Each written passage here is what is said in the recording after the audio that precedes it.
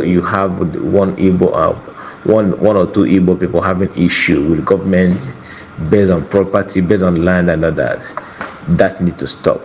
We cannot be a victim in another man's land and also come to our own land and become a victim. I would love to advise that whoever that is responsible, be it government of any state or any individual or the real estate developers who are in charge of that land, that estate, need to do the needful. You cannot demolish thousands of houses that worth millions in this bad and hard economy in the country, and you expect people to be happy. A lot of Igbos houses and properties have been destroyed in Lagos. Coming down to east, we experiencing the same thing, and again, it's not advisable at all. And I don't know why state governments will keep quiet. People are building, spending money in on that land. After